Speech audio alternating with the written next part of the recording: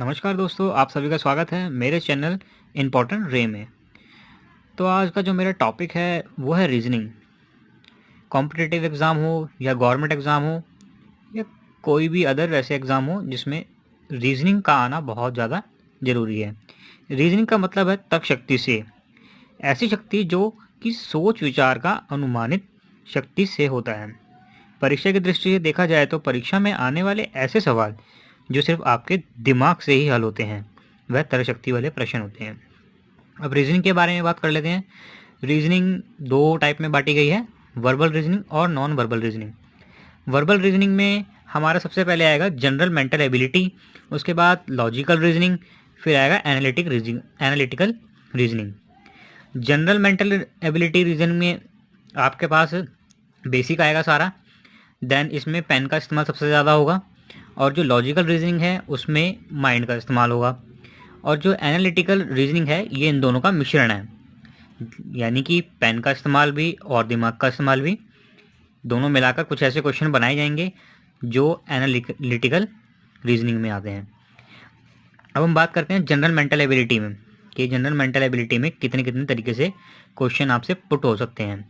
सबसे पहला है अल्फ़ाबेट टेस्ट, ABCD वगैरह से रिलेटेड क्वेश्चन आएंगे आपको। उसके बाद रैंकिंग ऑर्डर, किसका स्थान कहाँ पर है और कौन सा स्थान कहाँ पर है, ऐसे आपको क्वेश्चन मिलेंगे।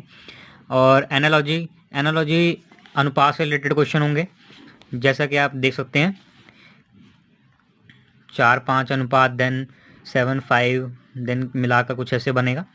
अब हम बात करेंगे क्लासिफिकेशन से क्वेश्चन आएंगे, जैसे कि आपसे 4 ऑप्शन होंगे, ऑप्शन मिलेंगे आपको, उन ऑप्शंस में से कौन सा राइट है या फिर कौन सा सम विषम टाइप, ऐसे क्लासिफिकेशन में आपको क्वेश्चन पुट हो सकते हैं। देन सीरीज़ में आपको क्वेश्चन मिलेंगे जैसे कि 3, 4, 5, देन क्वेश्चन मार्क, देन 8, 9, 10, इस तरीके से बीच की जो क्वेश्चन होगा जो आंसर निकलेगा वो मिलेगा आपको आंसर। उसके बाद कोडिंग डिकोडिंग हमारा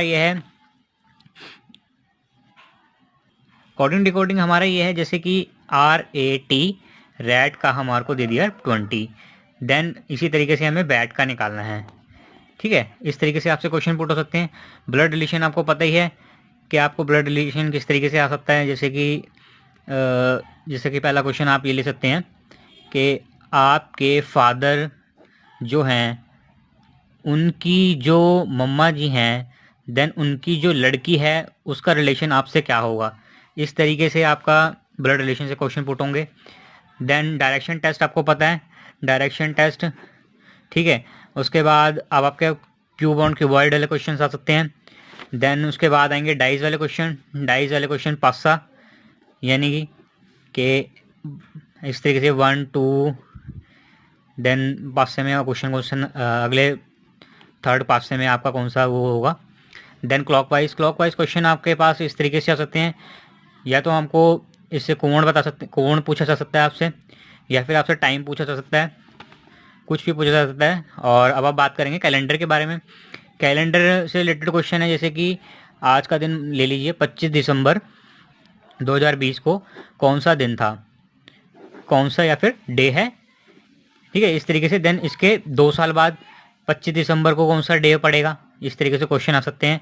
वर्ड फॉर्मेशन से आपसे रिलेटेड, जैसे कि अब आप ये ले लीजिए, कैलेंडर ही ले लीजिए, कैलेंडर को दे देंगे और आपसे लैंडर हो गया, ठीक है, एंड हो गया, इस तरीके से ऑप्शंस होंगे, और इस कैलेंडर से मिलाकर कौन सा वर्ड बन सकता है ऑप्शंस के अंदर, आपने वहाँ पर टिक करना है, ठीक है। अब हम बात करेंगे मिसिंग टर्म्स में। मिसिंग टर्म्स आपको किस तरीके से दी जाएगी, 3, 4, 5, 6, 7, 8, देन यहाँ पर क्वेश्चन मार्क, देन यहाँ पर 9, 10, इस तरीके से आपको मिल जाएगा आपको, और आंसर निकालना है आपको, ऑप्शन में आंसर मिल जाएगा। Then symbol of notation, symbol किस तरीके से, जैसे कि आपको ये सिंबल हो गया, ऐसे सिंबल हो गए, कुछ भी सिंबल हो सकता है। देन 3 इमेज हो सकती है, और उस इमेज के अंदर आपने वो सिंबल देखना है कि वो सिंबल मैच हो रहा है या नहीं हो रहा है, ठीक है।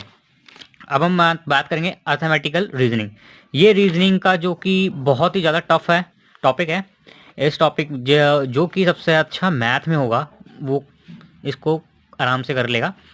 और उसके बाद है arrangement of words in logical order. Arrangement of logical order, जैसे कि आपके पास हो गया रिवर्स वर्ड्स भी हो सकते हैं ऑर्डर के लिए, जैसे कि ए से संबंध होगा ए जेड का, ठीक है, बी से संबंध होगा वाई का। इस तरीके से कुछ वर्ड फॉर्मेशंस आपको मिलेंगी। और वर्ड फॉर्मेशंस के बाद अब आपके रीजनिंग का जो पहला टॉपिक है जनरल मेंटल एबिलिटी के जितने भी सारे ऑप्शंस वगैरह जितने भी आपके पास ये टॉपिक आते हैं जनरल मेंटल एबिलिटी से रिलेटेड, आप देख सकते हैं टोटल 15 टॉपिक हैं। मतलब कि आप ये देख लीजिए कि 15 क्वेश्चंस आपके पास आ ही सकते हैं, या 15 में से आप 7 से 8 क्वेश्चन आपके पास ज़रूर मिलेंगे।